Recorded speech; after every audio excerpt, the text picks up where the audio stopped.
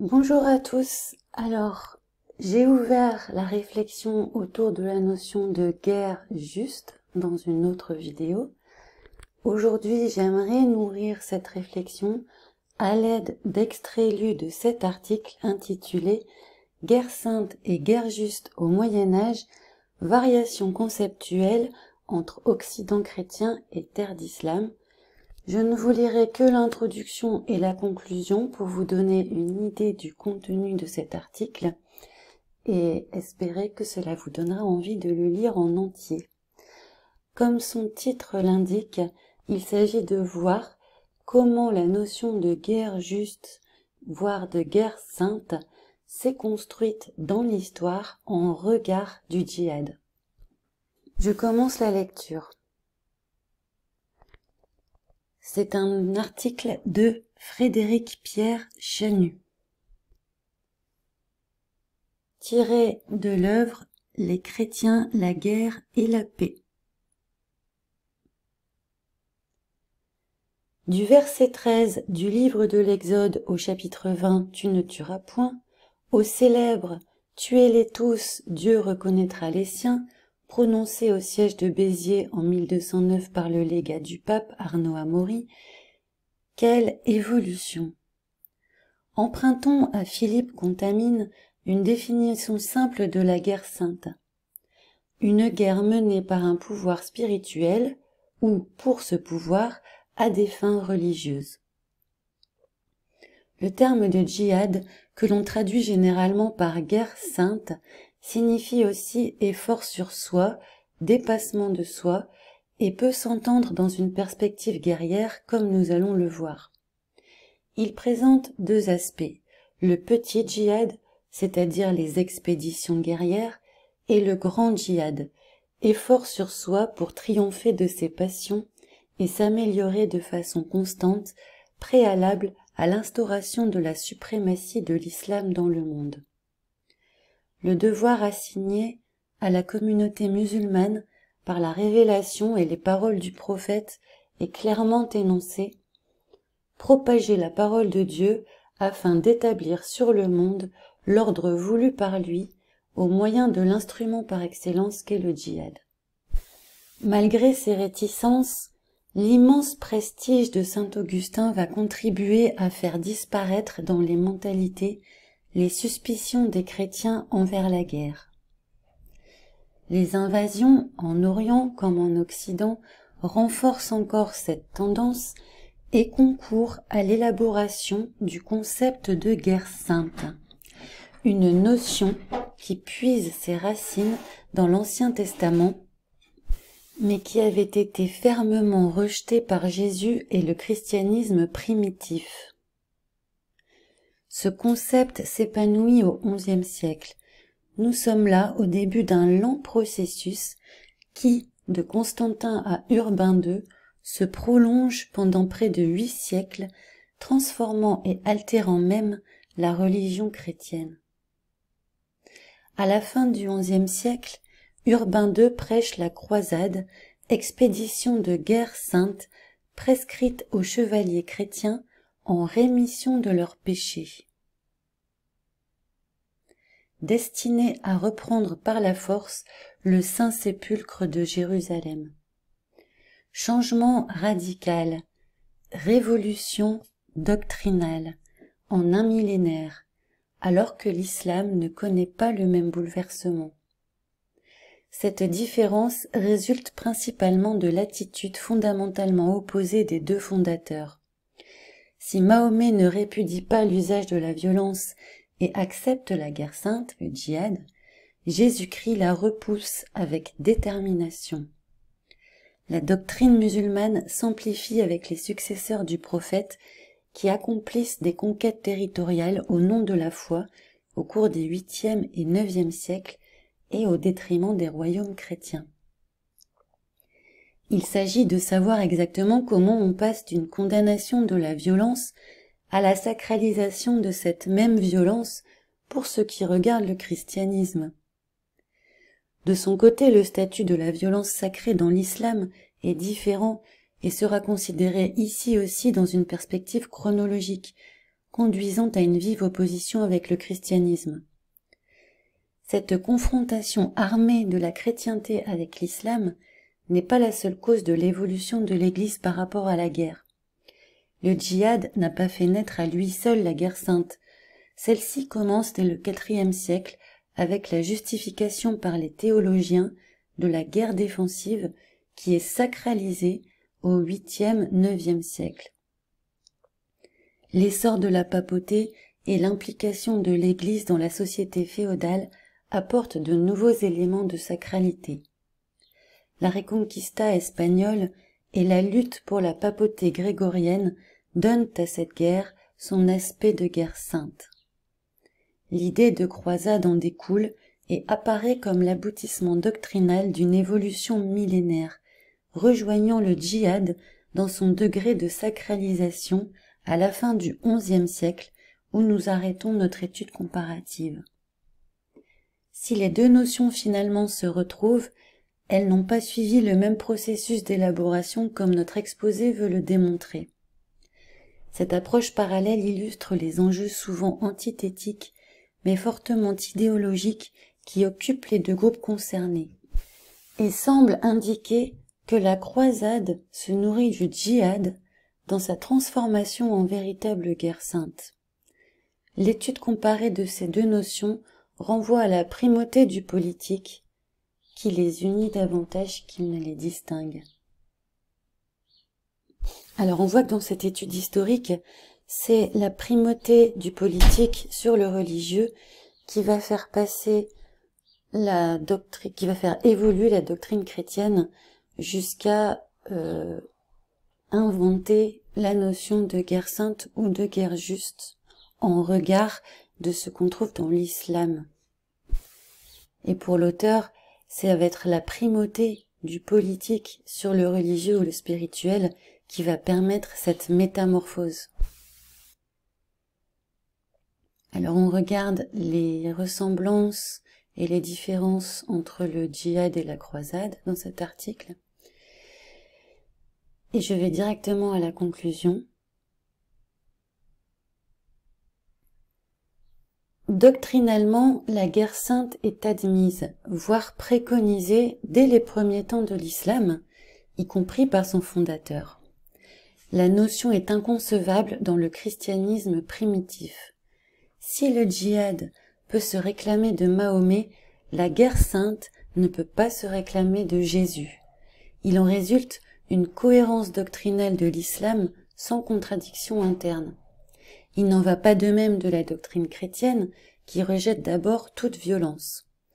La collusion du politique et du religieux, manifeste à l'époque féodale, conduit l'Église à abandonner la position primitive de non-violence prônée par Jésus. Une véritable série de mutations doctrinales dont nous avons rendu compte ici, que vous pourrez lire, par touches successives, valorise et sacralise les combats guerriers menés dans l'intérêt des églises et de la papauté. Le djihad des premiers siècles est une guerre de conquête, pas une guerre missionnaire. L'expansion musulmane a suivi les conquêtes de ces guerriers. Le principe coranique est généralement appliqué. Pas de contrainte en matière de religion, la vérité se distingue assez de l'erreur. Les habitants des régions conquises et soumises à la loi islamique sont donc autorisés à conserver leur foi sous certaines conditions, s'il s'agit des religions monothéistes révélées. Les païens polythéistes ne sont pas tolérés, ils doivent se convertir ou mourir. Les guerres saintes menées par les chrétiens contre les païens, contre les Saxons par exemple, rejoignent le djihad sur ce point. À l'égard des religions du livre, le christianisme s'est montré moins généreux.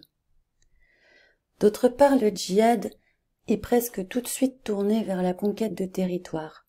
La guerre sainte à son origine est au contraire une guerre de reconquête, d'abord défensive, puis offensive.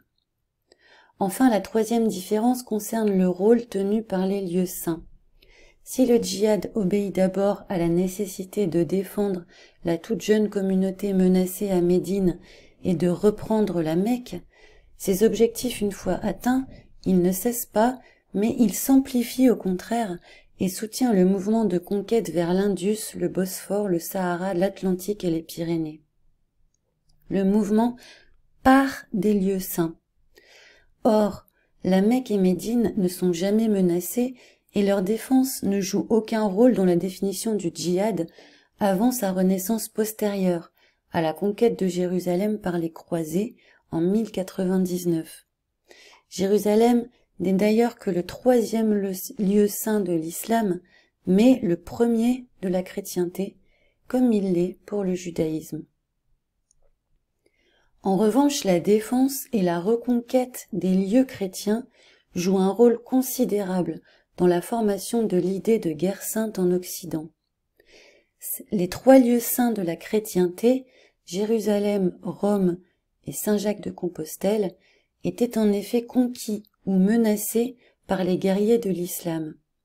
Le rôle de Saint-Jacques est peut-être minime dans la sacralisation de la Reconquista espagnole, mais la défense de Rome menacée par les raids musulmans dès le IXe siècle a donné lieu aux premières promesses de récompense spirituelle pour les guerriers qui combattaient et mouraient pour assurer la liberté. C'est encore plus vrai de Jérusalem. À la fin du XIe siècle, l'idée de guerre sainte était entrée dans le domaine des réalités concrètes en raison de la menace musulmane en Occident. Chevaliers et soldats du Christ étaient invités par les autorités ecclésiastiques à abandonner leurs querelles mesquines pour aller aux frontières de la chrétienté lutter contre les infidèles. En récompense, ils prenaient possession des terres reconquises et recevaient des récompenses spirituelles, si on en croit la décision d'Alexandre II en 1064 d'accorder une indulgence aux guerriers. Grégoire VII n'accorda que l'absolution aux soldats de Rodolphe de Souabe combattant Henri IV, alors excommunié. La papauté prenait désormais la direction des guerres saintes. Elle les organisait, en nommait les commandants. La terre conquise ou récupérée était placée sous suzeraineté pontificale. Des germes de contestation de la sainteté ou de la légitimité de la croisade, que les théologiens préfèrent appeler chemin ou pèlerinage, sont rares si l'on accepte les cercles hérétiques. Cependant, dès la fin du XIIe siècle, il arrive qu'on s'interroge sur les intentions de Dieu à l'égard des infidèles et qu'on préconise le recours à la prédication. On se demanda même pourquoi Dieu refusait la victoire aux croisés et avait pu consentir à la perte de Jérusalem.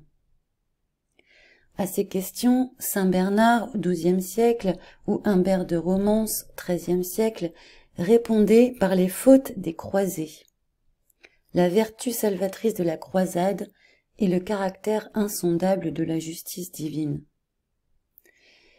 Les disciples de Joachim de Flore sont à peu près les seuls à avoir avancé que le Christ ne souhaitait pas la restauration de Jérusalem. Même saint François d'Assise accepte dans une certaine mesure l'idée de croisade. Au XIIIe siècle, quand l'idée de croisade s'est dégradée, elle a fait l'objet d'un enseignement officiel ou presque de l'Église. Parmi les décrétalistes ou commentateurs, Henri de Suse semble son plus ardent défenseur. Il l'arrange dans la catégorie des guerres romaines, entre fidèles et infidèles. Aussi juste que le fut la lutte de l'Empire romain contre les barbares. Il écrit : « À l'avènement du Christ, toute magistrature, toute souveraineté, propriété et juridiction ont été retirées à tous les infidèles, selon le droit et pour une juste cause, par celui qui détient la puissance suprême et ne peut se tromper. Elles ont été transférées aux fidèles. Cette souveraineté royale, aussi bien que sacerdotale, le Fils de l'homme l'a confiée à jamais à Pierre et à ses successeurs. » Du coup, les chrétiens sont tenus d'attaquer et de combattre les Sarrasins quand ils ne reconnaissent pas la souveraineté de l'Église et de l'Empire romain. Position extrême que ne partage pas le pape Innocent IV, mort en 1254. Pour lui, en effet, les infidèles ne sont dépourvus ni de droit de propriété, ni de gouvernement. Les chrétiens ne peuvent licitement les en dépouiller. La guerre ne doit pas être faite aux Sarrasins afin de les rendre chrétiens. Les Sarrasins paisibles doivent être épargnés s'ils n'attaquent pas de territoire chrétien et s'ils ne font pas obstacle à la prédication de la foi chrétienne.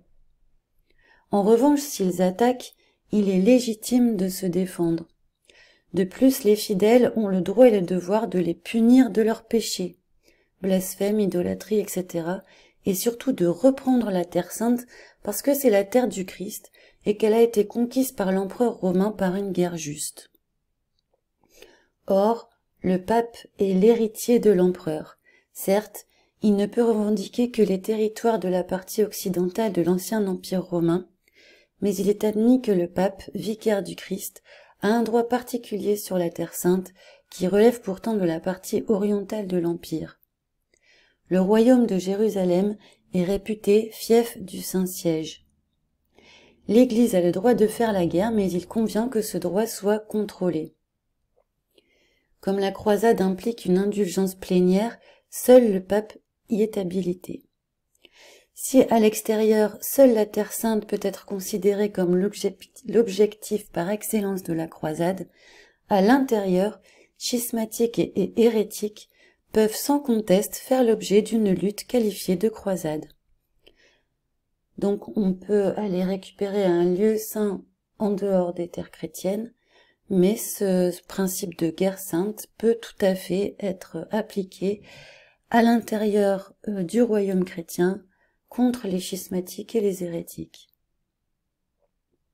À l'expression de guerre sainte, les théologiens ont préféré régulièrement celle de guerre juste ou licite, dont la croisade n'est en somme qu'une variété soumise à un ensemble de critères, comme le formalise saint Thomas d'Aquin dans la Somme théologique.